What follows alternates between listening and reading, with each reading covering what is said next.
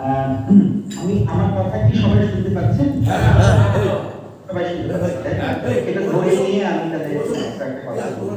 আচ্ছা, একটা না খুব ব্যক্তিগত ইতিহাস বলতে হয়, এই আজকে আমার বলতে পেরে খুব ভালো লাগছে। তার কারণ অনেকদিন ধরে বলতে পারিনি, আমার মুখে না ক্রেপ ব্যান্ডেজ বেঁধে দিয়েছে আমার। হ্যাঁ হ্যাঁ, যার ফলে আমি অনেকদিন অনেক কথা বলবার ইচ্ছে সেগুলো বলতে পারিনি। কি হয়েছিল জানেন? সেটা হচ্ছে যে ওই 14 সেপ্টেম্বর যখন এই তিনটে আইন পার্লামেন্টে ওঠে এবং বিতর্ক ছাড়াই পাস হয়ে যায়, সেই সময় আমি একটা বক্তৃতা করেছিলাম NH1 এর উপর, হাইওয়ে, হ্যাঁ, যেটা শিমলা থেকে দিল্লির সঙ্গে যোগ হবে, হ্যাঁ, মানে আমাদের সেই পুরোনো রাস্তা, তো জিটি রোড। তো কথা হচ্ছে যে সেখানে একটা বক্তৃতা করেছিলাম, সেখান থেকে আমার ইনস্টিটিউটে খবর চলে আসে। তারপর কয়েক মাস কাটে, তারপরে 13ই জানুয়ারি আমি আমার কিছু ছাত্রছাত্রীদের সঙ্গে একটা আন্দোলনে যোগদান করি। তারপর পরের পর শোকজ শুরু করে, পর শোকজ খেতে শুরু করলেন। হ্যাঁ, আমার মধ্যে একদম প্রেগনেন্ট করে দেওয়া হয়, হ্যাঁ, যাতে আমি এই কথা না বলতে পারি। আমি সরকারি চাকরি করি, তার ফলে আমাকে central civil services rules code করে করে শোকজ করা শুরু হয়, এবং ফলত আমি অনেক কিছু বলতে চেয়েছিলাম এই আন্দোলন নিয়ে, সেটা আমি করে উঠতে পারিনি। এটা বাংলা ভাষায় হচ্ছে। তো আমার ধারণা যে যারা শুনলে আমার ক্ষতি তারা শুনছিলেন না, এবং আমার কিছুদিনের জন্য জার্মানি পালিয়ে যাওয়ার কারণও এটা। তার কারণ আমি যদি ছুটি না নিতাম তাহলে আমাকে হয়তো সাসপেন্ড করতো। তো সেই কারণে আমাকে কিছুদিনের জন্য পালিয়ে যেতে হয়েছে। আমার ইনস্টিটিউটে খুব খারাপ অবস্থা, দেশে ডেমোক্রেসি নেই, এবং ডেমোক্রেসির কথা বললে আমাদের দেশে এখন তাকে দেশ বিরোধী বলে ভাবা হচ্ছে।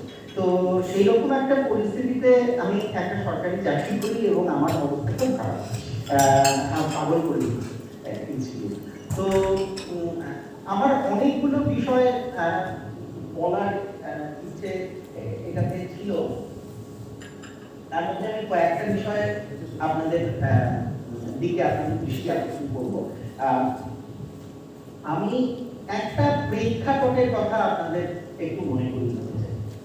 শ্রম আইনগুলো মোটামুটি ধরুন গত কয়েক বছর ধরে শ্রম আইনগুলো নিয়ে আলোচনা চলছে, এবং কিন্তু শ্রম আইন নিয়ে বড় মুভমেন্ট হতে পারেনি ভারতবর্ষে। যেটা কৃষি আইন নিয়ে সম্ভব হলো, সেটা শ্রম আইন নিয়ে সম্ভব হয়নি। রাস্তা বন্ধ করে, রাজধানী শহর অবরুদ্ধ করে একটা আন্দোলন 8 মাস ধরে 9 মাস ধরে চলছে, সেরকমটি কিন্তু শ্রম আইন নিয়েও হওয়া উচিত ছিল, কিন্তু সেটা আমরা করে উঠতে পারিনি। কিন্তু কৃষকরা করতে পেরেছে। ওনারা কেন করতে পেরেছেন সেইটা, এবং শ্রমিকরা কেন পারলেন না, সেইটা আমার কালকের বক্তব্যের বিষয় হবে। এটা আমার মনে হয় যে আমাদের এটা নিয়ে ভাবা উচিত যে কেন কোনো আন্দোলন সাকসেসফুল হয়।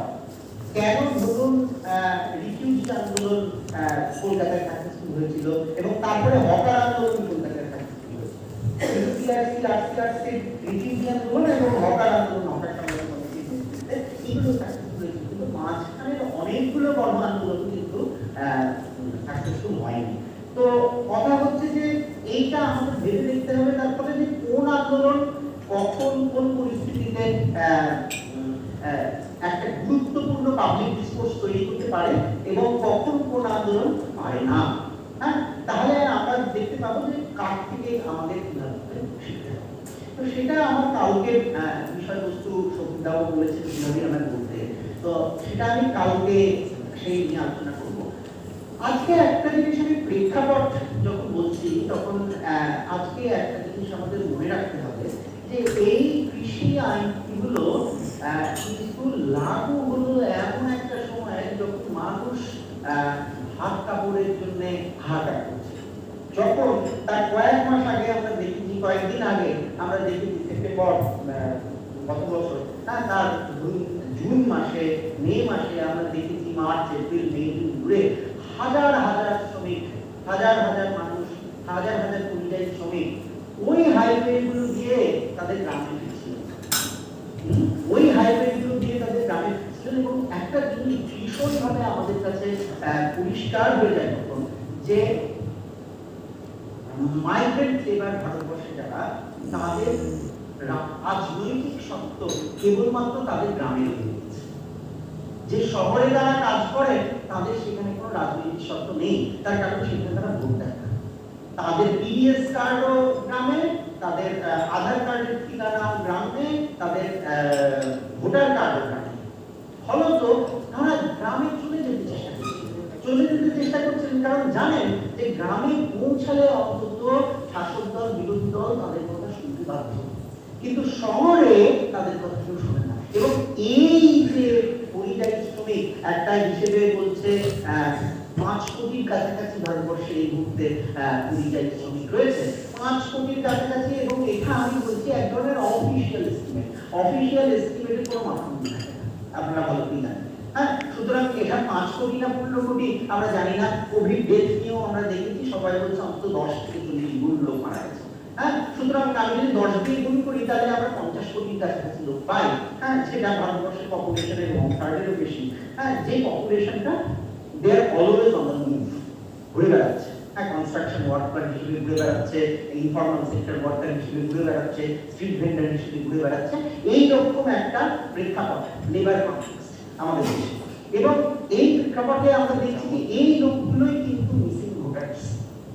এই লোকগুলোই ভোট দিতে পারে না, তার কারণ 5টা ভোটের সময় 5বার গ্রামে যাওয়া তাদের পক্ষে সম্ভব নয়। পরবে গ্রামে যাবে না ভোট দিতে যাবে, তাদের ডিসিশন নিতে হয়, তাদের সিদ্ধান্ত নিতে হয় যে আমি বিধানসভা ভোটে গেলে আমি হয়তো ঈদের দিন যাবো না, বা আমি লোকসভা ভোটে গ্রামে গেলে আমি দুর্গাপুজো করবো না, রাইট? কারণ এটা খুব এক্সপেন্সিভ আছে তাদের জন্য এক জায়গা থেকে অন্য জায়গায় যাওয়া। তো এই কারণে পরিযায়ী শ্রমিকরা আমাদের দেশে একটা বিরাট আকারে একটা নন সিটিজেনের মতো, হ্যাঁ, একটা এন্ট্রি হিসেবে রয়েছে, 1/3 অফ আওয়ার পপুলেশন। ঠিক আছে, এই কনটেক্সটে আমরা দেখছি যে একটা আন্দোলন তৈরি হচ্ছে হাইওয়েগুলোতে, ঠিক যে রাস্তা দিয়ে পরিযায়ী শ্রমিকরা চলে গিয়েছিলেন গ্রামে, আবার ফিরে এসেছে, সেই রাস্তাগুলো ব্লক করে গ্রাম দিয়ে যেন শহর ঘিরে ফেলেছে কৃষকরা। হ্যাঁ, গ্রাম দিয়ে শহর ঘেরার কথা আমার জন্মের আগে মনে করতে পারবেন নকশাল আন্দোলনের একটা খুব বড় ইমেজারি ছিল যে গ্রাম দিয়ে শহর ঘিরতে হবে। হ্যাঁ, সেই রকম যেন একটা জিনিস আমরা এই নিউ লিবারাল এজে 21st সেঞ্চুরিতে এসে 21শ শতাব্দীতে এসে যখন নকশাল আন্দোলন ইতিহাস হয়ে গেছে, যখন আমরা কতগুলো বুড়ো মানুষকে দেখি যারা নকশালবাদী নেতা ছিলেন, হ্যাঁ, সেই আন্দোলনের একটা যেন কোথাও আমি দেখতে পেলাম যে ইমেজারি, যে কল্পচিত্রটা তারা আঁকতেন, সেই কল্পচিত্রটা নিয়ে যেন কৃষকরা শহরের দোরগোড়ায় শহরকে অবস্ট্রাক্ট করে দিলেন, শহরকে আটকে দিলেন, হাইওয়েকে স্তব্ধ করে দিলেন। হ্যাঁ, তো এই যে আন্দোলনটা হচ্ছে, এইটা আমি নিজের চোখে কিছু দেখেছি, কিছু জিনিস আমার ছাত্রছাত্রীদের কাছে শুনেছি। কারণ আমি যে ইনস্টিটিউটটায় কাজ করি, খুব মজার ব্যাপার, আমি যে ইনস্টিটিউটটায় কাজ করি সেটা মোহালি শহরে, হাইওয়ের উপরে, এবং একদম it's at the heart of the movement. ঠিক আছে, তো আমার দরজার বাইরে, আমার পাঁচিলের বাইরে রোজ ধর্ণা হয়, হ্যাঁ, রোজ পাঞ্জাবের কৃষকরা এসে ট্রাক্টর নিয়ে ওখানে স্লোগান রেডি করে। তো এরকম একটা ইনস্টিটিউটে আমি বসবাস করি, এরকম একটা ইনস্টিটিউটে আমি কাজ করি, এবং তার ফলে আমার একটা ন্যাচারাল, একটা প্রাকৃতিক সম্পর্ক রয়েছে এই আন্দোলনের সঙ্গে। এবং আপনি যদি এই আন্দোলনের অনেকেই তো আমরা জানি, আমি খুব ভালো করে যে ন্যাশনাল ওয়াটার ফেডারেশন ওখানে গিয়েছিলেন, ন্যাশনাল ওয়াটার ফেডারেশনের রিপ্রেজেন্টেটিভরা ওখানে গিয়ে ছিল, ওখানে সাথে কথা বলেছিল, দিল্লি থেকে নিয়মিত আপনারা যাচ্ছেন 3টে বর্ডারে, অন্তত 5টার মধ্যে। এবং সেই ক্ষেত্রে আমি একটা জিনিস বলছি, আপনারা হয়তো অনেকেই লক্ষ্য করে থাকবেন যে ওটা না একটা উৎসবের রূপ নিয়েছে। আন্দোলন, জীবনযাত্রা, জীবনচর্যা এবং উৎসব যেন একসঙ্গে হচ্ছে। হ্যাঁ, ওখানে যান আপনি সিন্ধু বর্ডার থেকে কিন্তু দিল্লির বর্ডার খুব দিল্লি দেখা যায়, এবং দিল্লির যে বিরাট গার্বেজ স্তূপটা না দিল্লি শহরের বাইরে, আপনারা যদি চণ্ডীগড় থেকে দিল্লি যান, একটা বিরাট গার্বেজ স্তূপ দেখতে পাবেন, ওই গার্বেজ স্তূপটা দূর থেকে দেখা যায়। এবং ওই রকম একটা জায়গায় 3-4টে বিরাট বড় নালা চলে গিয়েছে, সেখানে টক্সিক ওয়াটার, ড্রেনের ওয়াটার দিল্লি, হ্যাঁ, দিল্লি রিলিজ করে, হ্যাঁ। তো সেইখানে ফার্মাররা বসে আছে দিল্লির ওয়েস্টল্যান্ডের, দিল্লির ওয়েস্টল্যান্ডের উপর ফার্মাররা বসে আছে, হ্যাঁ। এত শক্তি, এত ক্ষমতা নিয়ে এখনো পর্যন্ত একটা প্যান্ডেমিক ওখানে একটা করে, কিন্তু বহু লোক মারা গেছে, শীতে মারা গেছেন, বার্ধক্যে মারা গেছেন, হ্যাঁ। সুগার প্রেশার আনরেগুলেটেড ছিল বহু বছর ধরে, সেই জন্য মারা গেছেন, হ্যাঁ। এবং আপনারা একটা জিনিস লক্ষ্য করে দেখবেন, সেখানে ওনারা না জাত, ধর্ম, বর্ণ নির্বিশেষে মিলেমিশে খাওয়া দাওয়া হচ্ছে। আমাদের দেশে একসঙ্গে খাওয়া, এক পাতে খাওয়া, এটা কিন্তু জাতপাত বিরোধী আন্দোলনের একটা বিরাট দোতক ছিল, হ্যাঁ। কারণ আনটাচেবিলিটিটাকে আন্ডারমাইন করতে হবে জাতপাত বিরোধী আন্দোলন করতে গেলে। ওখানে গেলে আপনি দেখবেন উৎসব চলছে, খাদ্য উৎসব চলছে। আমরা যদি হকার সংগ্রাম কমিটির অনুষ্ঠান যখন হয় কলকাতায় খাদ্য উৎসব, এইটা খুব বড় অবদান হকার সংগ্রাম কমিটির, খাদ্য উৎসব করা, হ্যাঁ। যখন আমরা ওখানে পৌঁছাই আমরা দেখি যে হকাররা আমাদের ইনভাইট করছেন, হকাররা এক একটা রাস্তা দায়িত্ব নিয়ে দিচ্ছেন আমাদের খাবারে। সেই রকম ভাবে এক একটা ইউনিয়ন এক একটা দায়িত্ব নেয় এক একটা লম্বার চালানোর জন্য। তো আমি বলবো যে অনেক রকম আমাদের সঙ্গে মিল আছে আমাদের আন্দোলনের সঙ্গে। আমরাও রাস্তা দিই, আমরাও রাস্তা দিই, আমরাও রাস্তার আন্দোলন দিই, এবং আমরাও এই রাস্তাকে সামনে রেখে আন্দোলন করি। এই রাস্তা আমাদের ওয়ার্ক সাইট, এই রাস্তায় আমরা কাজ করি। ঠিক কৃষকরাও আজকে আন্দোলন করছে রাস্তাকে সামনে রেখে, খুব ইম্পর্টেন্ট কথা, হ্যাঁ। তার মানে হকাররা কোথাও কিছু একটা শিখিয়েছে সারা ভারতবর্ষে কিভাবে আন্দোলন করতে হবে, ফ্যাক্টরির বাইরে কিভাবে আন্দোলন করতে হবে, জমির বাইরে কিভাবে আন্দোলন করতে হবে, জমি রক্ষা, সেটা রাস্তা। তো এই কৃষকরা রাস্তায় বসে আছেন, হ্যাঁ। নানা রকম ইনোভেটিভ ঘর বাড়ি করেছেন, হ্যাঁ। এখন এসি শুদ্ধ লাগিয়ে দিয়েছেন। আপনারা যদি যান দেখতে পাবেন যে অনেক এসি ট্র্যাক্টর ওখানে দেখা যাচ্ছে, মাথায় সামনে দিয়ে, হ্যাঁ, সেখানে বৃদ্ধ বৃদ্ধারা রয়েছে। এবং একটা জিনিস বারবার এই কৃষক আন্দোলনের সময় বারবার একটা জিনিস বলেছি যে এটা কৃষক আন্দোলন নয়, এটাকে দয়া করে ফার্মার্স প্রোটেস্ট বলবেন না, এটা চাষীদের আন্দোলন। এটা শুধু কৃষকের আন্দোলন নয়, এটা চাষীদের আন্দোলন। কি পার্থক্য? ফার্মার আর পেজেন্টের মধ্যে কি পার্থক্য এটা বুঝতে হবে। ফার্মার মানে হলো ল্যান্ড ওনার্স, ফার্মার মানে হলো যার সঙ্গে ফার্ম রয়েছে। পাঞ্জাবে ফার্মার মানে যাদের 20 একর জমি আছে, পাঞ্জাব হরিয়ানা। আমাদের পশ্চিমবঙ্গে অত জমি নেই লোকে, হ্যাঁ। ওখানে কিন্তু আপনি আরো দেখতে পাবেন না এত সহজে, হ্যাঁ। আপনি যদি রাস্তা দিয়ে হাঁটেন তাহলে দেখতে পাবেন যে প্রত্যেকটা জমির সাইজ অনেক বড়, প্রত্যেকটা প্লটের সাইজ অনেক বড়। সাবস্টেনশিয়াল ফার্মার্স এখনো আছেন ওখানে, হ্যাঁ, যারা লাভজনক কৃষি উৎপাদন করেন, শুধুমাত্র সাবসিস্টেন্স ভাত কাপড়ের মধ্যে নেই, হ্যাঁ। মধ্যবিত্ত কৃষক রয়েছে ওখানে, 20 একর 25 একর 40 একর জমি রয়েছে তাদের, হ্যাঁ। এবং এই যে ফার্মার রাইট, এটা কিন্তু যদি আমরা ভাবি ফার্মারদের আন্দোলন, তাহলে কিন্তু আমরা ভাববো যে only a handful of person, একটা ছোট সেকশন কিন্তু ফার্মার। এটা মনে রাখতে হবে, যাদের জমি আছে, যাদের একরের পর একর জমি আছে, ফার্মার সেগ্রিগেশনটা নয়।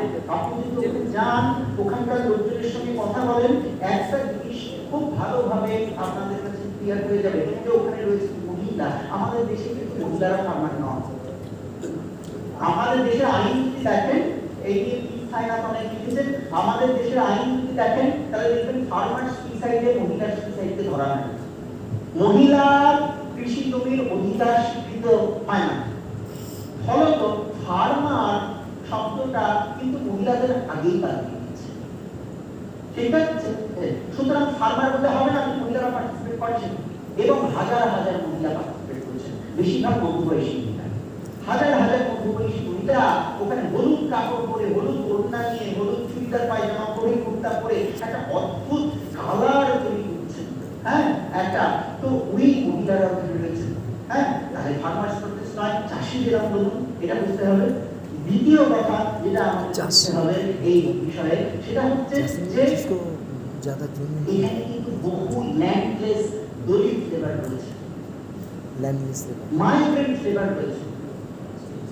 পাঞ্জাব হরিয়ানায় 8 দশক থেকে যখন ধান চাষ শুরু হয়, বাসমতি রাইস এর চাষ শুরু হয়, ডাবল হারভেস্ট কম্পোস্টার এগুলো আসে, হ্যাঁ, তখন কিন্তু পাঞ্জাব হরিয়ানায় অজস্র মুর্শিদাবাদ, নদিয়া, মালদা, বীরভূমের কৃষকরা, হ্যাঁ, যেতে শুরু করে কিছু পয়সা রোজগার করছে, ঠিক আছে, ধান কিনবার সময়, ঠিক আছে, কারণ ধান চাষ ওরা জানতো না, হ্যাঁ, ওরা তো গমের দেশ, হ্যাঁ, তো গমের দেশে ধান চাষ যদি করতে হয় তাহলে বাঙালি লাগবে, বিহারি লাগবে, হ্যাঁ, গাঙ্গেয় দেশের মাটির লোক লাগবে, হ্যাঁ, তো তারা লো কস্ট লেবার হয়ে ওইসব জায়গায় 8 দশক থেকে যেতে শুরু করলেন। যখন আপনি এই মুভমেন্টে পার্টিসিপেট করবেন, যখন আপনি সিংহগড়ে যাবেন, তখন একটা জিনিস আপনার কাছে খুব ক্লিয়ার হয়ে যাবে যে ফার্মার রয়েছে ঠিকই, কিন্তু এটা শুধু ফার্মারদের আন্দোলন নয়, কারণ এখানে মহিলা রয়েছে, এখানে ল্যান্ডলেস রয়েছে, এখানে পরিযায়ী শ্রমিক রয়েছে। তারা কেমন দিলেন, তাদের কি দায় এই আন্দোলনে থাকার জন্য? আপনি যদি একজন বিহারিকে জিজ্ঞেস করেন, তাহলে বিহারি শ্রমিক কি বলবেন যে আজকে আমি এখানে আছি এই আইনগুলোর জন্য, কারণ বিহার পথ দেখিয়েছি, নীতিশ কুমার পথ দেখিয়েছি, এই আইনগুলোর এক ধরনের ভার্সন বিহারে চলেছিল, এবং তারপরে বিহারে হাজার কৃষক শ্রমিক হইল, ঠিক আছে। তো কথা হচ্ছে যে বিহারের এই দুর্দশার মূলে আছে এই আইনগুলোর পূর্ববর্তী কিছু ভাষা, ঠিক আছে। তো বিহারের কৃষককে দেখতে পাচ্ছি, শ্রমিককে আমরা দেখতে পাচ্ছি, কৃষি শ্রমিককে আমরা দেখতে পাচ্ছি, এবং একটা জিনিস মনে রাখবেন, পশ্চিমবঙ্গ এবং পাঞ্জাবের কিন্তু অনেকগুলো মিল রয়েছে। এই মিলটা আমরা খালি চোখে দেখতে পাই না। দুটো রাজ্যই কিন্তু পার্টিশনের ফসল, দুটো রাজ্যই দেশ ভাগের ফসল, দুটো রাজ্যেই প্রচুর রিফিউজি ছিল, এবং দুটো রাজ্যেই, হ্যাঁ, বিরাট ভায়োলেন্সের পরে এই রাজনীতি তৈরি হয়েছিল, হ্যাঁ, হিন্দু মুসলিম ভায়োলেন্সের ফলে এই রাজনীতি তৈরি হয়েছিল পাঞ্জাব এবং পশ্চিমবঙ্গ। এবং পাঞ্জাব এবং পশ্চিমবঙ্গে একটা বিরাট মিল আছে, অনেক অমিল রয়েছে, কিন্তু দুটো মিল রয়েছে। একটা মিল হচ্ছে রেভলিউশনারি মুভমেন্টে পাঞ্জাব এবং বঙ্গ একটা বিরাট ভূমিকা পালন করেছিল, এক নম্বর কথা। হ্যাঁ, 2 নম্বর কথা হচ্ছে যে দেশ ভাগের পর পাঞ্জাব এবং পশ্চিমবঙ্গে আপনি যদি দেশের জনগণনা দেখেন, সেন্সাস দেখেন, তাহলে দেখবেন দলিত পপুলেশন পার্সেন্টেজ অফ পপুলেশন হিসেবে সবচেয়ে বেশি পাঞ্জাবে এবং তারপরে পশ্চিমবঙ্গে। মাঝখানে হয়তো ঢুকে যাবে একটুখানি হিমাচল প্রদেশও পার্টিশন একবার। কেন? তার কারণ হচ্ছে দলিতদেরও ওদিক থেকে এদিকে আসতে হয়েছে, এবং এই দলিতরা আমাদের পশ্চিমবঙ্গেও এবং পাঞ্জাবেও এই দলিতরা কিন্তু ল্যান্ডলেস কৃষক, এগ্রিকালচারাল, এদের কিছু কিছু কমন ল্যান্ডের উপর ভোগ দখলের অধিকার রয়েছে, নজুল ল্যান্ড বলে পাঞ্জাবে, নজুল, ঠিক আছে, উত্তর ভারতে এই শব্দটা চলে, ওটা কমন ল্যান্ড, গভর্নমেন্টের আন্ডারে ল্যান্ড, সেই ল্যান্ডে কিছু ভোগসত্ত্ব এদের রয়েছে, কিন্তু এদের হাতে জমি নেই।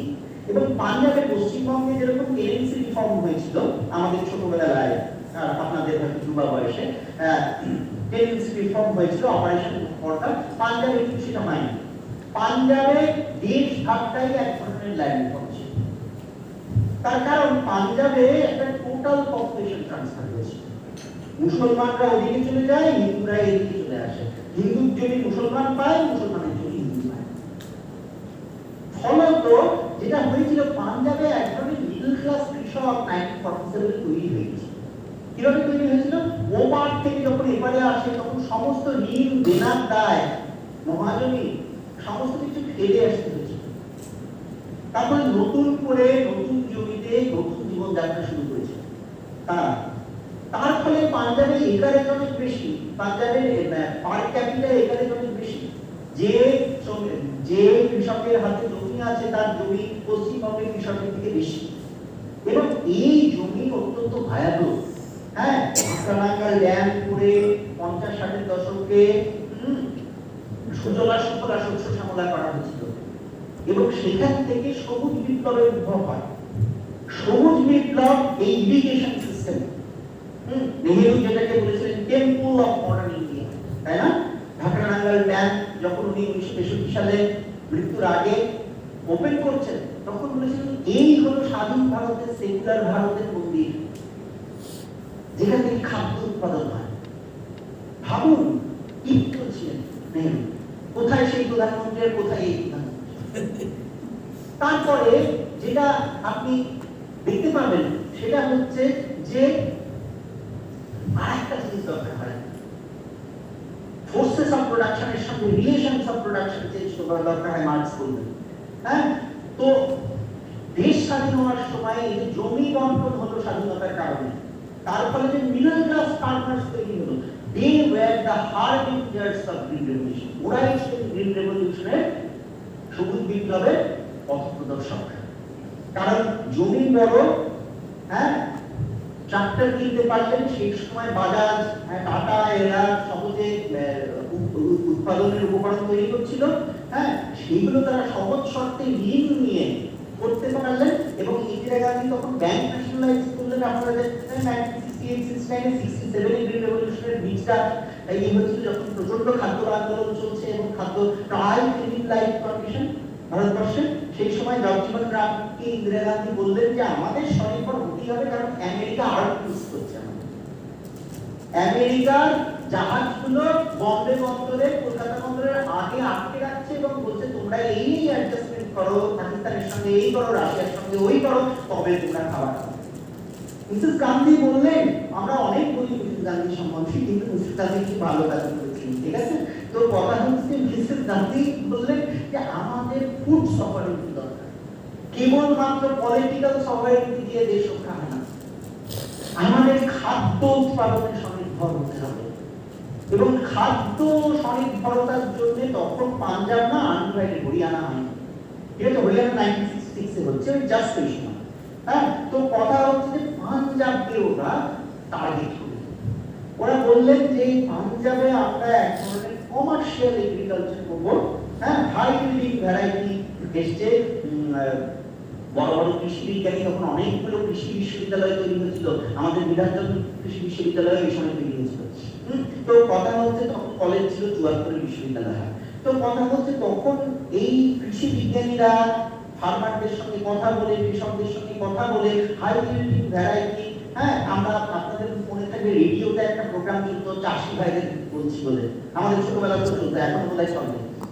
তো রেডিওর মাধ্যমে, হ্যাঁ, গ্রামে গ্রামে ব্লক অফিসগুলোতে সায়েন্টিস্টরা গিয়ে একটা গ্রিন রেভলিউশন ফ্রেমওয়ার্ক তৈরি করে।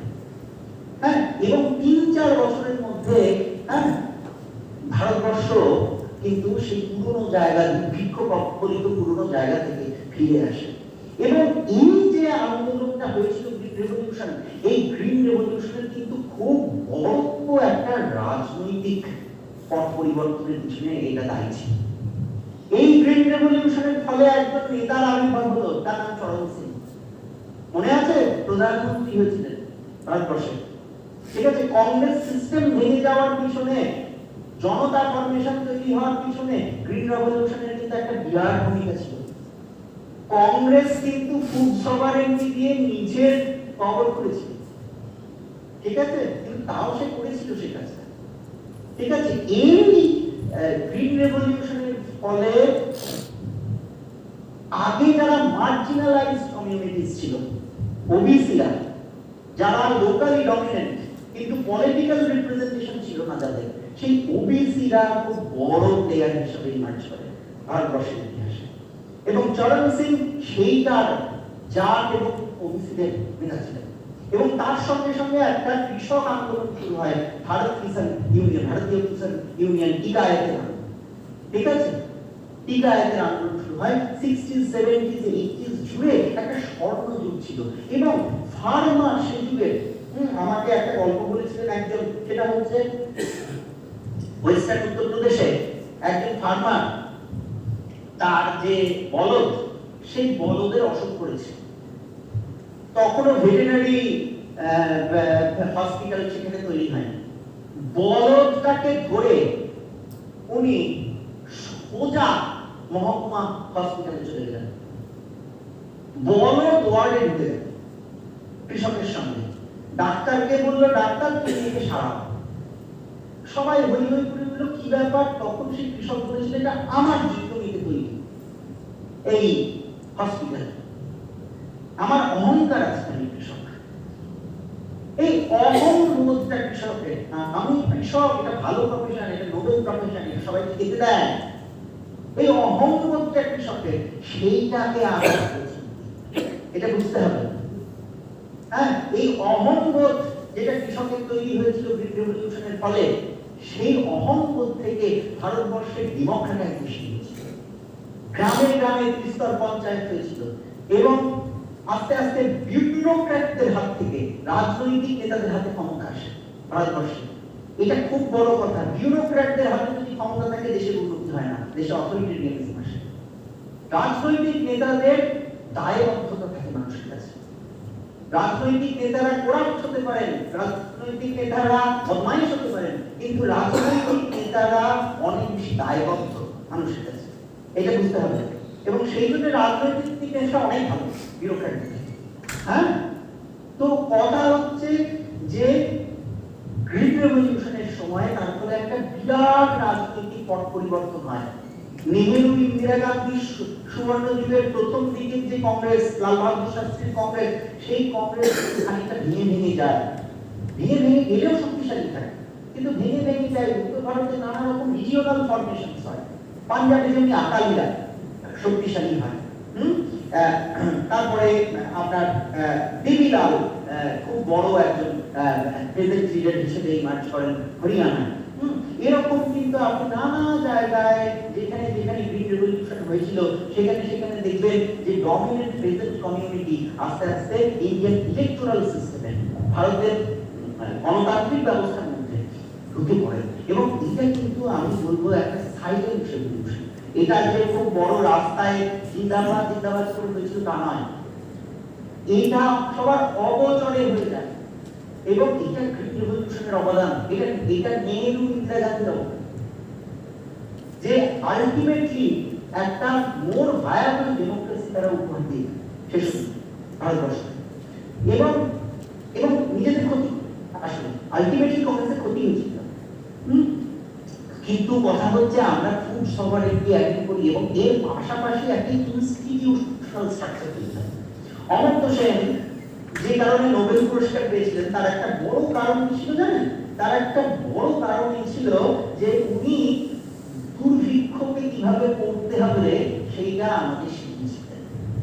এবং উনি বলেছিলেন যে দেখো, ব্রিটিশ শাসন ভারতবর্ষে তার গোড়াপত্তন হচ্ছে একটা দুর্ভিক্ষ দিয়ে। 76-এর মন্বন্তর 1769-73 অবধি বাংলাদেশে 10 মিলিয়ন, মানে 50 লক্ষ, তখন তো স্ট্যাটিস্টিক্স এত শক্তিশালী ছিল না, আমরা যতটুকু জানতে পারি 50 লক্ষ মানুষ ওয়ার্কারের পপুলেশন মরে গেছে ওই দুর্ভিক্ষে। সেটা ছিল গোড়াপত্তন।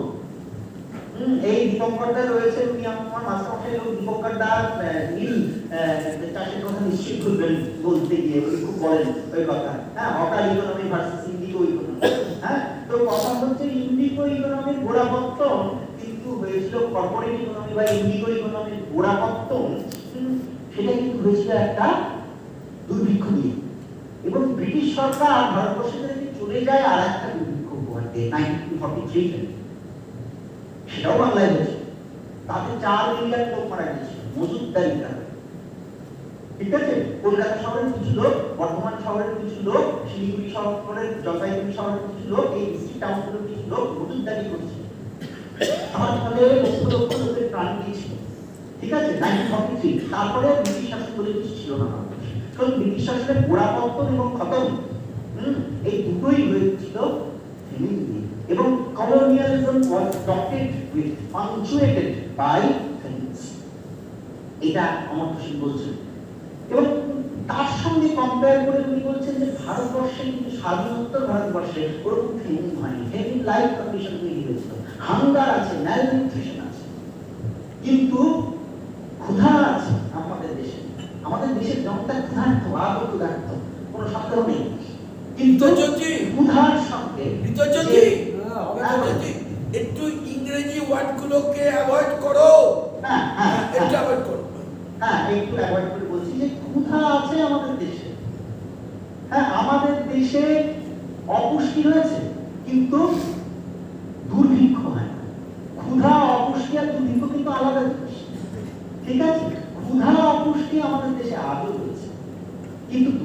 নেই আমাদের দেশে, তার একটা বড় কারণ হচ্ছে পাবলিক ডিস্ট্রিবিউশন সিস্টেম, যেটা বিনিয়োগের সুযোগের শেষের দিকে আমাদের হয়, তারপরে সেটা ইউনিভার্সাল পাবলিক ডিস্ট্রিবিউশন, মানে সার্বজনীন হয় সেই public distribution system, ration system. কেমন? হ্যাঁ, এখন 2 টাকার চাল পান হয়তো সেইগুলো খুব। এইবারে কথা হচ্ছে যে এই পাবলিক ডিস্ট্রিবিউশন সিস্টেমটা ধ্বংস করা হয়েছে ধীরে ধীরে ধীরে ধীরে 90 দশক থেকে। হ্যাঁ, এই public distribution system, green revolution, সবুজ বিপ্লব এবং দেশের পার্লামেন্টে, দেশের সংসদে ফার্মারদের ঢুকে যাওয়া, কৃষকদের ঢুকে যাওয়া, এই তিনটে জিনিসের সংগ্রামে, ত্রিবেণী সংগ্রামে, এই তিনটে জিনিসের সংগ্রামে একটা ইকোসিস্টেম তৈরি হয়, একটা পরিবেশ তৈরি হয় আমাদের দেশে।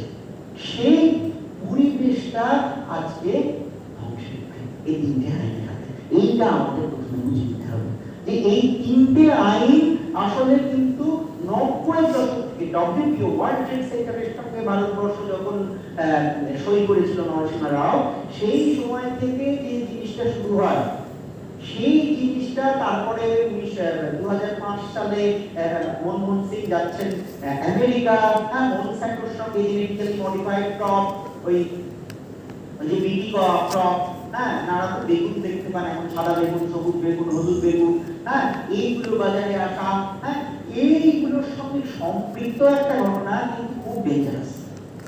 ওগুলো চলার সঙ্গে সঙ্গে কিন্তু কংগ্রেস গভর্নমেন্ট আর একটা ব্যাপার করেছিল, সেটা হচ্ছে right to education, right to food, MGNREGA, এগুলোর কথা আপনারা জানেন, এই আইনগুলোর কথা। তার এই আমাদের হকার আইন, এই যে আইনগুলো, এই সব কটা আইন কিন্তু আসলে বিভিন্ন ধরনের আন্দোলনের। আজকে যদি আপনারা মনে করেন আমাদের হকার আইনের কথা, এই তো আমি যে ক্রাউডের কাছে বলছি তারাই সেটার লেখক, তারাই অথার, সেটা এনেছে অথার, সেটা এই বিরাট আন্দোলনের ফসল। ঠিক তেমনি করে right to food, forest rights act, right two information, এই আন্দোলনগুলো একটা জায়গায় কালমিনেট করে, মানে একটা জায়গায় এসে সম্মিলিত হয় 2004, 5, 6, 7 সালে নাগাদ। যে সময় আমাদের ন্যাশনাল পলিসিটা তৈরি হচ্ছে 2004 এবং তারপরে 9, এবং সেখান থেকে আইন তৈরি হচ্ছে। মোদির আমলে আইন হলেও আসলে ইন্দির আমলেই তার বড় কাজটা হয়েছে। শুরু যদিও মোদির আমলে আইন হয়নি, না না, আমি সেটা বলছি না, ওই এক মাস আগে পাস হয়েছে মোদি আসা। তো কথা হচ্ছে যে এই আইনের পিছনে কিন্তু একটা বিরাট বড় সোশ্যাল মুভমেন্ট ছিল, সামাজিক আন্দোলন ছিল, হকারদের আন্দোলন ছিল। ঠিক এই যে আপনার এতগুলো আইন বলবৎ হলো, তার সঙ্গে সঙ্গে মনমোহন সিং নানা রকম নিউ লিবারাল ডেভেলপমেন্ট কৃষককে জায়গায় করেছিলেন, ফলত এত বড় সমস্যা হয়নি। এখন যেটা হচ্ছে, ওগুলোর সব ইউপিএ জামানার জিনিস, ওগুলোকে আমরা ছোবো না, কোনো ইউনিভার্সাল রেশন থাকবে না, সবকিছু টার্গেটেড হবে, সবকিছু টাকার মাধ্যমে দেবো, গ্রেনের মাধ্যমে দেবো না। আর এই টাকা আর ফসল কি এক জিনিস? আপনি যদি ফসল দিয়ে রেশন দেন, আপনি যদি চাল দিয়ে রেশন দেন, তাহলে শিক্ষার ভাগ বন্টন একটা বাড়ির মধ্যে যেভাবে হয়, টাকার বন্টন ঠিক সেভাবে হয়? টাকা ছেলেরা নিয়ে নেয়, মেয়েরা দিতে পায় না। জমি বিক্রি করলে দেখা যায় মেয়েদের অবস্থা খারাপ হচ্ছে বেশি, জমি বিক্রি হয়ে গেলে। কারণ জমি যখন ছিল, মেয়েদের একটা ভূমিকা ছিল সেই জমিতে। জমি যেই টাকা হয়ে গেল, ছেলেরা নিয়ে টাকা নিয়ে নিয়ে আত্মসাৎ করা শুরু করে। সুতরাং এই যে ক্যাশ ট্রান্সফার বলে একটা থাপ্পাবাজি চলছে আমাদের দেশে, ডিরেক্ট ক্যাশ ট্রান্সফারের নামে ব্যাংক অ্যাকাউন্টে, ওই ক্যাশ ট্রান্সফার বেসিক্যালি কখনো মহাজনদের কাছে যাচ্ছে, কখনো বিক্রি হচ্ছে, কখনো মোটরসাইকেলে যাচ্ছে, মানুষের খাদ্য বানিয়ে যাচ্ছে না এই ক্যাশ ট্রান্সফার, এটা বুঝতে হবে। এবং ছেলেদের থেকে মেয়েরা অনেক বেশি ক্ষতিগ্রস্ত হচ্ছে এই ঘটনাগুলো, এই জিনিসগুলো হয়। তো কথা হচ্ছে যে আমাদের দেশে দীর্ঘদিন ধরে 90 দশক থেকে একটা প্রপাগান্ডা চলছে, একটা বড় ক্যাম্পেইন চলছে যে ভাই দেশে এত সাবসিডি কেন, সাবসিডিগুলো তুলে দাও, কৃষি এত সাবসিডাইজ কেন থাকে, মার্কেট খুলে দাও, এমএসপি তুলে দাও, মিনিমাম সাপোর্ট প্রাইস, ন্যূনতম যে মানে আপনার যে খরচ হচ্ছে চাষ করতে তার উপর 50% লাভ ধরে আপনি ন্যূনতম সহায়ক মূল্য করেন, সেটাকে তুলে দাও। ফার্মারদের দরকার কি এই ধরনের স্টেট সাপোর্টের? মার্কেটে সোজাসুজি ফার্মার যাবে, সেখানে সে তার সবজি বিক্রি করবে, সার বিক্রি করবে, ফল বিক্রি করবে, বড় বড় কোম্পানি বুঝে নেবে তার সঙ্গে, এবং তাতে নাকি তারা বেশি দাম পাবে। হ্যাঁ, এরকম একটা ধারণা চলছে। মধ্যভূমিরা সব চলে যাবে, মারোয়ারিরা যে মাঝখানে বসে আছে তারা সব চলে যাবে, ফলত যেটা হবে একটা সুন্দর একটা সিস্টেম তৈরি হবে এরা বলছে। এবং এখানে যেটা আইডিয়া সেটা হচ্ছে গ্লোবাল মার্কেট যদি আপনি তুলে দেন, তাহলে ভারত আবার খাদ্য আমদানি করতে শুরু করবে। মনে রাখবেন যে আমরা যে ক্লাইমেটিক কন্ডিশনে বাস করি, হ্যাঁ, যে ধরনের ওয়েদার আমাদের দেশে, যে ধরনের প্রাকৃতিক পরিবেশ আমাদের দেশে, সেখানে কিন্তু অনেক বেশি ফসল উৎপাদিত হয় ইউরোপের থেকে, আমেরিকার থেকে। ইউরোপ আমেরিকা যেটা চায় সেটা হচ্ছে ওদের দেশে যে ফসলগুলো তৈরি হয় না সেগুলো এই দেশে তৈরি হোক, ওরা কম পয়সায় কিনে নেবে। আর ভাত আর গম, চাল আর গম তোমরা আমাদের থেকে, গম বেশি বিশেষ করে তোমরা আমাদের থেকে, এইটা হচ্ছে আইডিয়া। তার মানে কি ফুড সভারেনিটিটাকে ওরা নষ্ট করে দিতে চায়, ফুড সভারেনিটিটাকে নষ্ট করে দিতে চায়, এবং সেই কারণে এই আইনগুলো সেটা করছে। এই আইনগুলোর একটা যেটা করবে সেটা হচ্ছে ফ্রি ট্রেড এনে দেবে। আমরা দেখি ফ্রি ট্রেডে কি হয় আমাদের দেশে, হ্যাঁ, হকারদের কি অবস্থা হয়েছে, শ্রমিকদের কি অবস্থা হয়েছে, ফ্রি ট্রেড করে দেবে। একজন কৃষককে আমদানির সঙ্গে ধরতে পারে? সরকারের চোখে আমদানি একজন ক্রেতা আর কৃষক একজন বিক্রেতা। সরকার দেখে না যে আমদানি এবং কৃষক দেখে না কি সরকার? অলরেডি আমি শুনতে পাচ্ছি হরিয়ানার গ্রামে গ্রামে কি হয়েছে জানেন? এটা যে কোনো খবর হয়নি এখন। হরিয়ানার গ্রামে গ্রামে ঘুরে ঘুরে যে খবরটা পাওয়া যাচ্ছে সেটা হচ্ছে হরিয়ানাতে অয়েল প্রেসিং বন্ধ করে দিয়েছে, তেল কলগুলো বন্ধ করে দিয়েছে। বলছে যে সর্ষে পেশা যাবে না, কারণ লোকে সর্ষে ঘানিতে পিড়িয়ে খেত। গ্রামে জমিতে শস্য উৎপাদন করতো, ঘানিতে 10 টাকায় পিড়িয়ে দিত, দিয়ে ঘানিতে পেরালো, সেও একটু সর্ষে পেত, সর্ষের তেল পেত, আমি জমির উৎপাদন, আমিও একটু সর্ষের তেল পেতাম। সহ্য হচ্ছে না, পুরো ফরচুন অয়েল ঢুকিয়ে দিয়েছে ওর মধ্যে, আদানি ফরচুন অয়েল ঢুকিয়ে দিয়েছে, এবং ফরচুন অয়েলের সাথে এই ছোট ছোট কলকারখানাগুলো বন্ধ করে দিচ্ছে। কত হাজার হাজার লোকের জীবন জীবিকা যাবে বলুন, হ্যাঁ, একটা সর্ষের তেল কর্পোরেটাইজেশন হলে।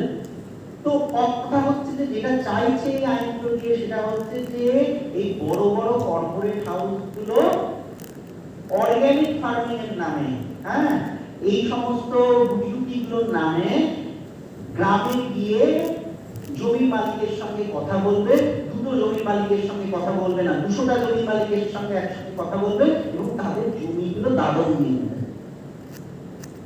ঠিক আছে, বলবে তোমাকে আমি এত টাকা দিলাম, এবার তুমি এতটা ফসল এই সময়ের মধ্যে আমাকে দেবে। কন্ট্রাক্ট ফার্মিং আসছে, এইগুলো হবে।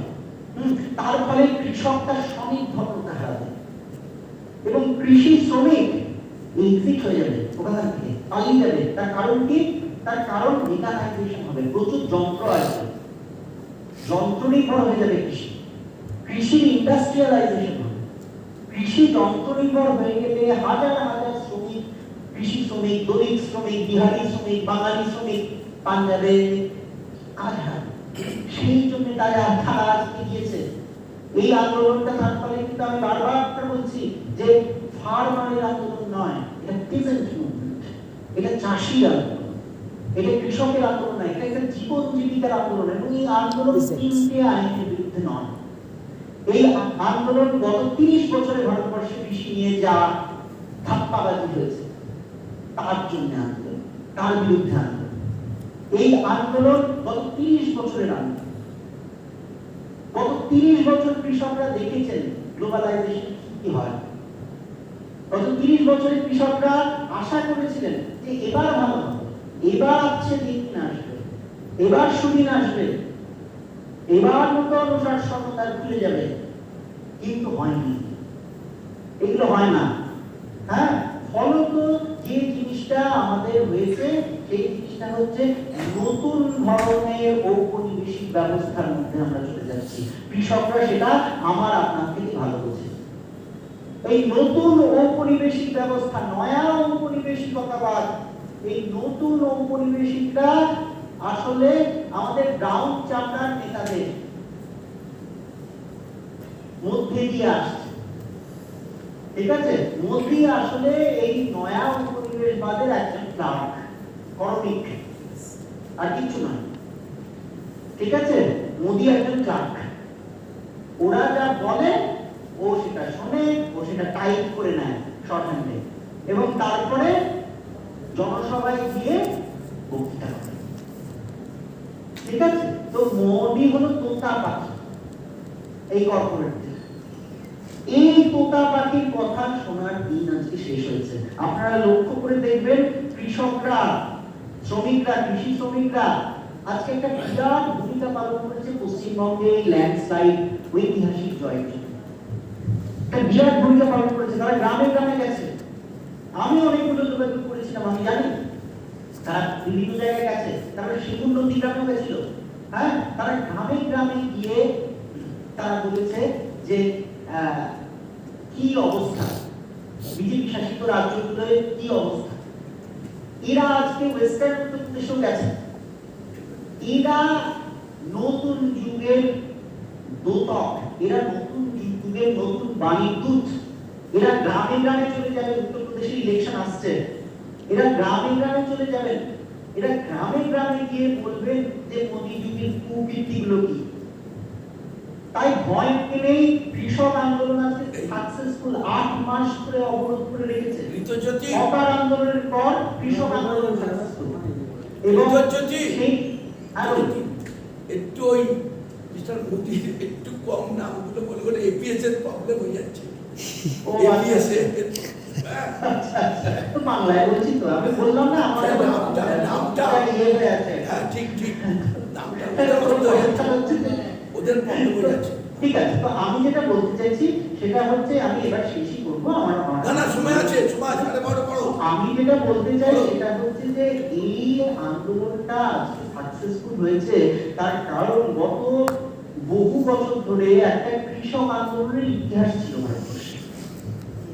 কৃষকরা ব্রিটিশের বিরুদ্ধে লড়েছে, কৃষকরা অনেক কিছুর বিরুদ্ধে লড়েছে, জমিদারের বিরুদ্ধে লড়েছে, মানি লেন্ডারের বিরুদ্ধে, মহাজনের বিরুদ্ধে লড়েছে, হ্যাঁ, এই সমস্ত লোকের বিরুদ্ধে লড়েছে।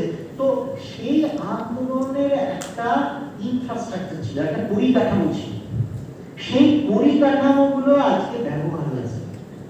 হ্যাঁ, এবং এই কৃষকদের হয়তো ছেলে কি থাকে কানাডা, মেয়ে কি থাকে বাহারিনে, তারাও কিন্তু পয়সা পাঠাচ্ছে। আপনি দেখতে পাবেন, যদি ওখানে যান তাহলে দেখতে পাবেন দামি দামি গাড়ি স্কোডা নিয়ে কৃষকরা আসছে। এটা কিন্তু মানে আমি বলতে চাইছি যে এইটা কিন্তু একটা অহংকারের আদর। হ্যাঁ, তারা বড় বড় গাড়ি মোবিলাইজ করে নিয়ে আসছে গ্রাম থেকে। দামি দামি গাড়ি, ওরকম গাড়ি আমি কোনদিন চড়িনি। হ্যাঁ, এরকম গাড়িগুলো এরকম আসছে, পতাকা টানিয়ে চলে আসছে পাঞ্জাবের গ্রাম থেকে, জগদ্ধার থেকে, বিভিন্ন জায়গা থেকে। Recording start. তো এইবারে কথা হচ্ছে যে সেই কারণে যে জিনিসটা আমি বলবার চেষ্টা করলাম এতক্ষণ ধরে, সেটা হচ্ছে এই আন্দোলনটা সাকসেস পেল, কিন্তু লেবার কোডের আন্দোলন এখনো পর্যন্ত এরকম করে রাস্তা জ্যাম করে হতে পারল না। তার কারণ লেবারকে এর আগেই সর্বনাশ করে দেওয়া হয়েছে।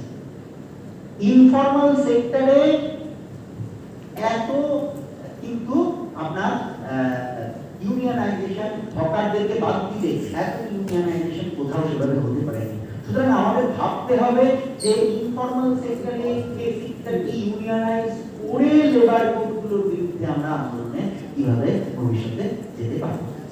তো আমি এই একটা বড় মূল জায়গা থেকে একটুই করো যে এই কৃষক আইন তুমি ভালোভাবে জানো, যেটা দীপঙ্কর বলবেন তোমার অ্যাঙ্গেল থেকে কি পরিমাণে কৃষক হকারদের ইম্প্যাক্ট হবে। দেখুন, একটা জিনিস যেটা আমি বুঝতে পারছি, এটা তো দীপঙ্করটা খুব ভালো জানেন, দীপঙ্করটা বলবেনই, সেটা হচ্ছে হকার কিন্তু বেঁচে থাকে এই ছোট ছোট উৎপাদকদের সঙ্গে। ঠিক আছে, ছোট উৎপাদক যদি নষ্ট হয়ে যায়, হকারও নষ্ট হয়ে যায়। হকার এই সবজিগুলো কিনে করতে হবে, হ্যাঁ, শাকওয়ালি মাসি এই সবজিগুলো কিনে করতে হবে। হ্যাঁ, আপনি যদি ভোরবেলায় শিয়ালদা স্টেশনে যান, সত্যিটা জানেন আমি অনেক ভোরবেলা শিয়ালদা স্টেশনে কাটিয়েছি। হ্যাঁ, এই আমার যখন কাজ করেছি, হ্যাঁ, এই পোলে মার্কেটে কিভাবে সবজি ঢোকে দক্ষিণবঙ্গ থেকে, সেগুলো আমি সব ট্র্যাক করেছিলাম এক সময়। তো কথা হচ্ছে যে কৃষক আসেন, কৃষক এসে বেচেন, ছোট কৃষক সামান্য শাক তৈরি হয়েছে তারা খেতে হয়, হ্যাঁ, এক ঝুড়ি শাক তৈরি হয়েছে, সেই নিয়ে সকালবেলায় রাত্রিবেলায় ট্রেনে চেপে, হ্যাঁ, সে চলে এলো। সে চলে এসে একটা দাম পেল, আর ছোট হকারের সঙ্গে সে কিন্তু ডিল করছে।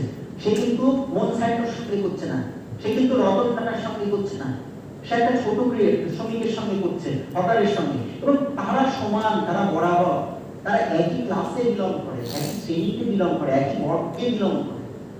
একজন শহরের সন্তান, একজন গ্রামের সন্তান। এই দুই অসংগঠিত শ্রমিকের মধ্যে এক ধরনের আলাপচারিতার মধ্যে, নেগোসিয়েশনের মধ্যে দিয়ে দাম নির্ধারিত হয়। হ্যাঁ, এই জিনিসটা, এই পুরো প্ল্যাটফর্মটা নষ্ট হয়ে চলেছে আমাদের দেশে। হ্যাঁ, এই ছোট কৃষক কিন্তু দাদন নিয়ে আগেই টাটাকে, আম্বানিকে, আদানিকে বিক্রি করে দেবে তার ফসল। টাটা, আম্বানি, আদানি তখন তাদের যে কোল্ড চেইন গুলো রয়েছে, রিটেল চেইন গুলো, সেই রিটেল চেইন গুলোতে খুব সস্তায় এই ফসলগুলো নিয়ে আসবে এবং হকারের থেকে হয়তো সস্তাতেই বিক্রি করবে একদিন না একদিন। হ্যাঁ, তো সেইভাবে পেটে ভাগ মারবে। এইটার একটা, এই পুরো চেইনটার একটা কর্পোরেটাইজেশন হচ্ছে এই মুহূর্তে। এই চেইনটার ফর্মালাইজেশন হচ্ছে এরা। হ্যাঁ, এই আইনটা সেটাই করছে, পুরো ভ্যালু চেইনটা নষ্ট হয়ে যাবে, কমোডিটি চেইনটা নষ্ট হয়ে যাবে। এটাই দীপঙ্করটা খুব ভালো করে বলবেন আমার ধারণা। আমি খুব আগ্রহী হয়ে শুনবো সেই জিনিসটা, উনি পণ্ডিত লোকের বিষয়ে। তো কথা হচ্ছে যে এই ব্যাপারটা আমাদের বুঝতে হবে যে সবার স্বাধীনতা নষ্ট হতে চলেছে, কৃষকের স্বাধীনতা নষ্ট হতে চলেছে, হকারের স্বাধীনতা নষ্ট হতে চলেছে। এবং হকারের স্বাধীনতা কখন নষ্ট হয় জানেন? হকারের স্বাধীনতা তখন নষ্ট হয় যখন হকারকে ধার দেয় এবং হকার ধার নেয়। একটা জিনিস মনে রাখবেন যে হকার কখনো ধার নেয় না। এটা শক্তিদা আমাকে প্রথম থেকে বলতেন যে হকার তার পুঁজিটা, ব্যাংকের পুঁজিটাকে আঁকড়ে রাখে, এমনি করে ধরে রাখে। হ্যাঁ, ওই পুঁজিটাকে সে নষ্ট হতে দেয় না, ওই পুঁজিটা আবার ফিরে আসে তার কাছে। সেইটা তাকে ভায়াবল রাখে, বাড়ে না পুঁজিটা। কয়েকজনের বাড়ে, সেভাবে বাড়ে না, তারা সংখ্যায় বাড়ে, পুঁজিতে বাড়ে না হকার। হ্যাঁ, হকার সংখ্যায় বাড়ে রয়েছে, হ্যাঁ, কিন্তু পুঁজিতে বাড়ে না, পুঁজিটা এক রাখে। ওই পুঁজিটা এক রেখেই সে টাকা আমদানিতে হারিয়ে দেয় সবাই মিলে। হ্যাঁ, তো কথা হচ্ছে যে এই যে একটা ইকোসিস্টেম যেখানে পুঁজি যতটুকু দরকার ততটুকু জীবন ধারণের জন্য, কিন্তু সংখ্যা অনেক বেশি, সেই জিনিসটার বিরুদ্ধে যায় এই সাপ্লাই চেইনটা। হ্যাঁ, তো সেই কারণে আমার মনে হয় যে কৃষককে বাদ দিয়ে তো হকার নয়, প্রাইমারি প্রডিউসারকে বাদ দিয়ে তো হকার নয়। হকার সার্কুলেশনের দুনিয়া রয়েছে, কৃষক প্রোডাকশনের দুনিয়া রয়েছে। প্রোডাকশন এবং সার্কুলেশন, মার্কস কি বলছেন, তারা নিজেদের সঙ্গে সম্পর্কিত। ভ্যালু ফরমেশন এবং ভ্যালু ট্রান্সফার, সার্কুলেশনে ট্রান্সফার, বন্টন হয় ভ্যালু। তো সেইটা হকারে করে, ঠিক আছে। প্রোডাকশনটা করে আর্টিসান, মানে আপনার ক্ষুদ্র শিল্পী এবং কৃষক। এই কৃষক, হকার, এরা সবাই কিন্তু শিল্পী, এরা সবাই একটা নতুন পৃথিবী তৈরি করে, একটা অল্টারনেটিভ, একটা বিকল্প পৃথিবীর সন্ধান দেয়, একটা বিকল্প বাঁচার সন্ধান দেয়, জীবনচর্যার সন্ধান দেয়।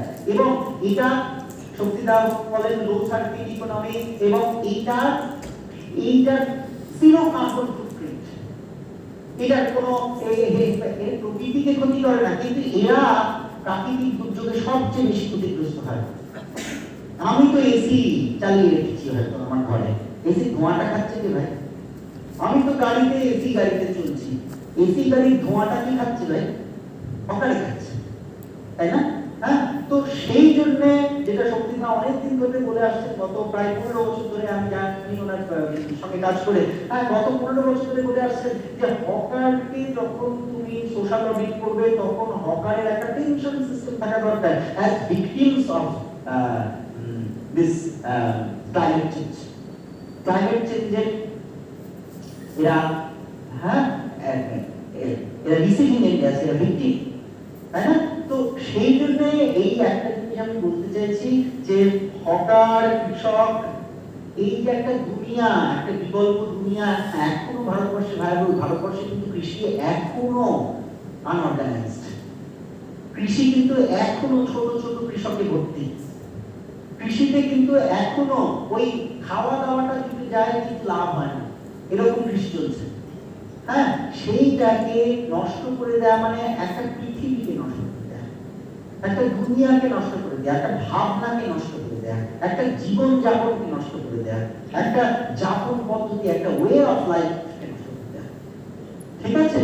তো সেই জন্য আমি একটা জিনিস বারবার আপনাদের বলছি যে এইটাকে যে কোনো প্রকারে এটা প্রতিরোধ দরকার, এবং এটার প্রতিরোধ আমরা আশা করি যে এমন ভাবে এটার প্রতিরোধ আমরা করতে পারবো যাতে শহরের শ্রমিক এবং গ্রামের কৃষক পরস্পরের সম্পূরক হবে, পরস্পরের পরিপূরক।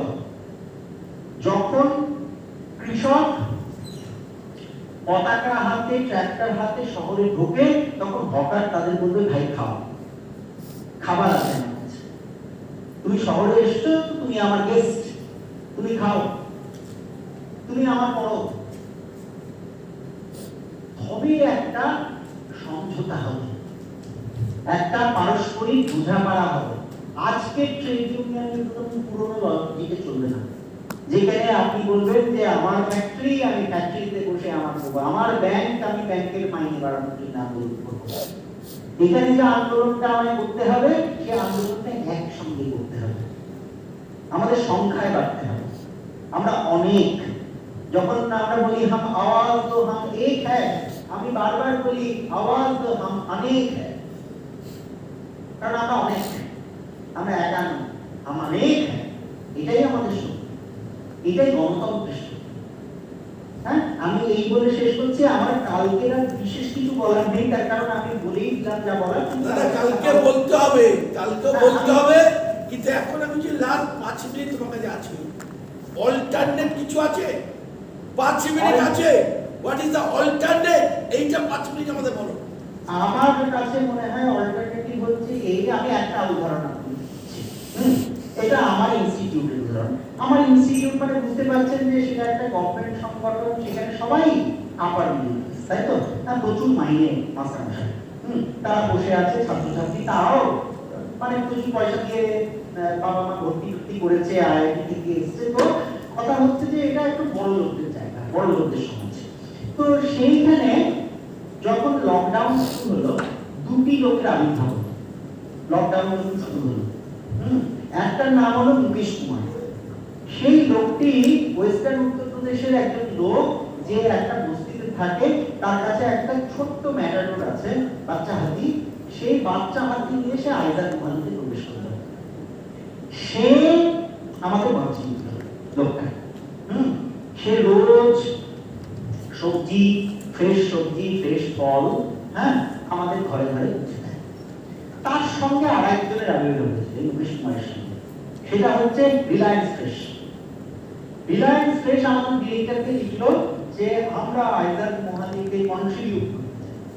আমাদের ডিরেক্টর খুশি হয়ে বললেন যে ঠিক আছে, রিলায়েন্স ফ্রেশ আমার কলিগদের খাওয়াবে বলে রিলায়েন্স ফ্রেশ এসে বিপণী লাগাতে শুরু করলো সপ্তাহে 3 দিন। কি লাইন রিলায়েন্স ফ্রেশে, কি বলবো আপনাদের।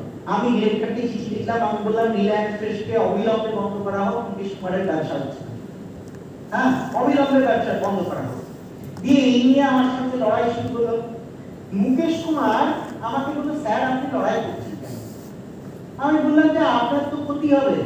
মুকেশ কুমার বললো কদিন দেখে দেখুন না, আমি রোজ আসবো, আমি রোজ এখানে দাঁড়াবো, দেখি কদিন দেখি, আমার সামান্য দিতে গেলেই হবে, আমি রোজ আসবো, আমি আপনাকে কথা দিচ্ছি।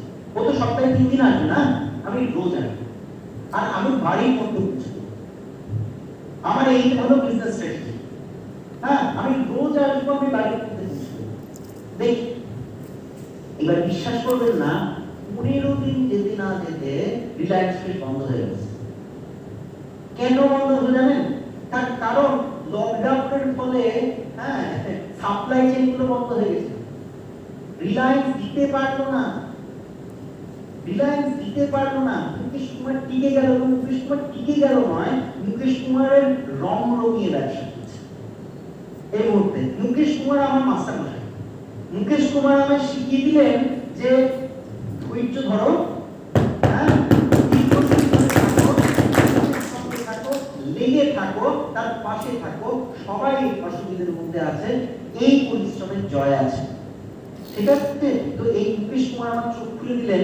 এবং একটা জিনিস আমি আপনাকে বলছি যে এই মুকেশ কুমার অনেক বেশি ফ্রেশ সবজি দিতে লাগলো। লোককে বলতে বাধ্য হলো পরবর্তীকালে আমার সঙ্গে এত ঝগড়াঝাটির পর যে তুমি তো ভাই বামপন্থী, তুমি তো ভাই নকশালবাদী ইত্যাদি ইত্যাদি। এই করে আমার কলিগরা আমার কিছু আওয়াজ দিল যখন রিলায়েন্স আসে। তারপর যখন রিলায়েন্স টিকলো না, তখন আমি একটা লেকচার দিলাম আমার কলিগদের। হ্যাঁ, ওই হোয়াটসঅ্যাপ আঙ্কেলের মতো লেকচার। হ্যাঁ, তো কথা হচ্ছে যে আমি বললাম যে দেখলে তো এই টিকলো, ওই মুকেশ কুমারই টিকলো, ওই ছোট টিকলো। যখন যখন প্রচন্ড ঝড় আসে সমাজ জীবনে, তখন যে ছোট গাছ না সেটা টিকে যায়, বড় গাছ মরমর করে দিয়ে মরমর করে। হ্যাঁ, তো ওই দশা হলো রিলায়েন্সের, বড় গাছ মরমরিয়ে ভেঙে গেছে। এবং তারপরে ফার্মার্স মুভমেন্ট শুরু হলো। রিলায়েন্স ফ্রেশ আরোই আসতে পারলো না, কারণ ফার্মার্স মুভমেন্ট রিলায়েন্সকে ব্লক করে দিয়েছে। রিলায়েন্স জিওটাও চলে না, জানেন পাঞ্জাবে এই মুহূর্তে ফার্মাররা ব্লক করে দিয়েছে। তো কোভিড অনেক ক্ষতি করেছে আমাদের, কিন্তু কোভিড আমাদের নতুন চিন্তা করতেও শেখাবে। আমরা কেন পুরনো দুনিয়ায় আবার ফিরে যাবো বলুন তো ভাই? কোভিড আমাদের কতগুলো নতুন অপশন দিয়েছে। তার একটা বড় অপশন কি জানেন? ফেরিওয়ালা। যে হঠাৎ যে অটোওয়ালা, যে উবেরওয়ালা ফেরিওয়ালা হয়ে গেল, বহু হয়েছে। উবের চালকও গিগ ইকোনমিতে ছিল, ফেরিওয়ালা হয়েছে। হ্যাঁ, তো কথা হচ্ছে যে এই আমাদের বুঝতে হবে যে লোকালি প্রডিউস করো, কোঅপারেটিভে প্রডিউস করো। আমাদের ইনস্টিটিউটে প্রচুর জমি আছে, এইসব তো জমি গ্র্যাব করে ইনস্টিটিউটগুলো তৈরি, প্রচুর জমি আছে। আমরা যেটা শুরু করেছি এক ধরনের কোঅপারেটিভ শুরু করেছি ইনস্টিটিউটের মধ্যে দিয়ে। হ্যাঁ, ওই কোঅপারেটিভ থেকে কিন্তু অর্গানিক তৈরি হচ্ছে, এবং মুকেশ কুমার কিনছে খানিকটা ওই লোকটা, এবং মুকেশ কুমার অর্গানিক বলে বিক্রি করছে অন্য জায়গায় এই কোঅপারেটিভ থেকে। মুকেশ কুমার তার জন্য দুটো কাজ করছে, আমাদের খাবার দিচ্ছে এবং আমাদের প্রডিউসড খাবার, আমাদের তৈরি করা খাবার অন্য জায়গায় দিচ্ছে। মুকেশ কুমার একটা ট্রানজাকশন ব্যাংক হয়ে গেছে আমাদের জন্য, বুঝতে পেরেছেন? ছোট মানুষের ইকোনমি। হ্যাঁ, সুতরাং আমি যেটা বলবো সেটা হচ্ছে কোভিডকে নিয়ে ভাবনা চিন্তার দরকার। অরুন্ধতী রায় বলেছেন রিসেন্টলি, কোভিডকে নিয়ে ভাবনা চিন্তা করো, পুরনো দুনিয়ায় ফিরে যেও না, লেস কার্বন ইকোনমিতে ফিরে যাও, নতুন অর্থনীতি। এই thank you very much, very very thank you. দারুণ ভাবে যেভাবে চেয়েছিলাম তুমি সেইভাবেই বলেছো, প্রতিদিন বুঝেছে। হকার সংগ্রাম কমিটি, ন্যাশনাল হকার ট্রেডের পক্ষ থেকে তোমাকে ধন্যবাদ। এখন টিপ্পনি দেবেন এই উপরে তিনজন, যাকে তিনজনের মুরাদ আছেন তো? মুরাদ হোসেন, কে কে আছেন? মুরাদ হোসেন, অসিত সাহা, প্রতীক নাথ। ভাই 2 মিনিট করে করো ভাই, 2 মিনিট বা 5 মিনিট বলো মুরাদ।